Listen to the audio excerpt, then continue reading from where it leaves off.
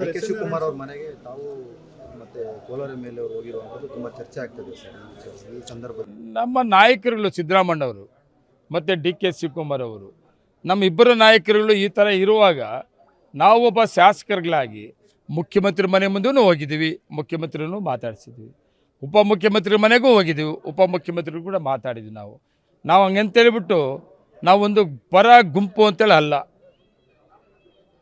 ನಾವು ಎರಡೂ ನಾಯಕರನ್ನು ನಂಬಿಕೊಂಡು ಈ ಪಕ್ಷದಲ್ಲಿ ಅಧಿಕಾರಕ್ಕೆ ಬಂದಿರೋ ನಾವು. ಇವತ್ತು ಕರ್ನಾಟಕ ರಾಜ್ಯದಲ್ಲಿ ಕಾಂಗ್ರೆಸ್ ಸರ್ಕಾರ ಬಂದಿದೆ ಅಂದರೆ ಸನ್ಮಾನ್ಯ ಸಿದ್ದರಾಮಣ್ಣವರು ಡಿ ಕೆ ಶಿವಕುಮಾರ್ ನೇತೃತ್ವದಲ್ಲಿ ಇವತ್ತು ಮೆಜಾರಿಟಿ, ಇವತ್ತು ನಾವು ಶಾಸಕರು ನಾವೆಲ್ಲ ಗೆದ್ದಿದ್ದೀವಿ, ಇವತ್ತು ಸರ್ಕಾರ ಇದೆ.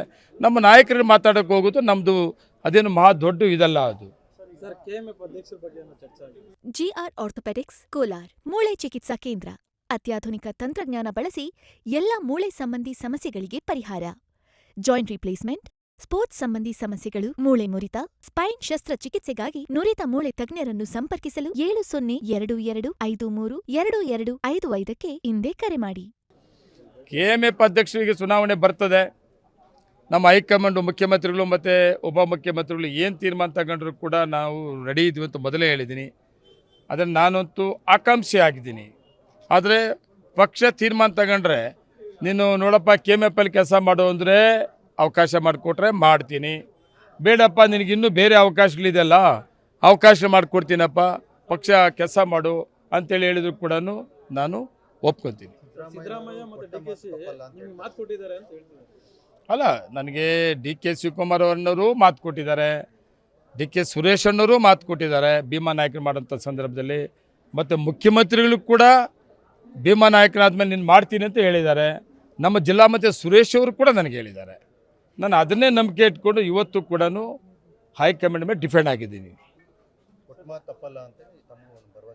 ಹೌದು, ನಮ್ಮ ನಾಯಕರುಗಳು ಯಾವತ್ತೂ ಅಷ್ಟೇ ಏನಾದರೂ ಕಾರ್ಯಕರ್ತರಿಗೆ ಅವಕಾಶಗಳು ಕೊಡ್ತೀವಿ ಅಂತ ಹೇಳಿದ್ರೆ ಅದು ನಡ್ಕೊಳ್ಳೋಂಥದ್ದು ಸಾಮಾಜಿಕ ನ್ಯಾಯ ಮತ್ತು ನಂಬಿಕೆ ಇಟ್ಕೊಂಡ್ರೆ ಸಿಗ್ತದೆ. ನಮ್ಮ ಸಚಿವ ಸಂಪುಟ ವಿಸ್ತರಣೆಗಿಂತಲೂ ನಮಗೆ ಮುಖ್ಯಮಂತ್ರಿ, ಉಪಮುಖ್ಯಮಂತ್ರಿ ಇಬ್ಬರು ನಾಯಕರು ಲೀಡರ್ಶಿಪ್ ತುಂಬ ಇಂಪಾರ್ಟೆಂಟ್. ನಮಗೆ ಅಂಥ ಸಂದರ್ಭ ಬಂದರೆ ಮಂತ್ರಿಗಳು ಬದಲಾವಣೆ ಮಾಡಿ ಹೊಸದಾಗಿ ಅವಕಾಶ ಮಾಡ್ಕೋತ ಸಂದರ್ಭ ಬಂದರೆ ನಮ್ಮ ಕೋಲಾರ ಜಿಲ್ಲೆಗೆ ಬರಬೇಕು ಕೇಳಿದ್ದೀವಿ ನಾವು. ಅಂತ ಸಂದರ್ಭ ಯಾವಾಗ ಬರ್ತದೋ ಅವತ್ತುವರೆಗೂ ನಾವೆಲ್ಲರೂ ಕೂಡ ಸಮಾಧಾನವಾಗಿ ಇವತ್ತು ಸರ್ಕಾರ ಇದೆ, ನಮ್ಮ ಕ್ಷೇತ್ರ ಡೆವಲಪ್ಮೆಂಟ್ಗೆ ಎಲ್ಲ ರೀತಿಯ ಸಹಕಾರವನ್ನು ಕೊಡ್ತಾ ಇರೋದ್ರಿಂದ ನಾವು ಆರಾಮಾಗಿರ್ತೀವಿ. ನಮಗೆ ಒಳ್ಳೆ ಜಿಲ್ಲಾ ಮಂತ್ರಿ ಕೂಡ, ನಮ್ಮ ಜಿಲ್ಲಾ ಮಂತ್ರಿ ಇಲ್ಲ ನಮ್ಮ ಜಿಲ್ಲೆಗೆ ಅಂತ ನಮಗೆ ಕೊರಗಿಲ್ಲ. ಇವತ್ತು ಒಳ್ಳೆ ಜಿಲ್ಲಾ ಮಂತ್ರಿ ಕೂಡ ನಮ್ಮದು ಯಾವುದೇ ನಮ್ಮ ಜಿಲ್ಲೆ ನಮ್ಮ ಕ್ಷೇತ್ರಗಳ ಡೆವಲಪ್ಮೆಂಟ್ಸಿಗೆ ನಾವೇ ಈ ಜಿಲ್ಲೆಯವರೇ ಮಂತ್ರಿಗಳಾಗಿದ್ದು ಕೂಡ ಇಂತಿಂಥ ಅವಕಾಶ ಸಿಗ್ತಾ ಇರಲಿಲ್ಲ.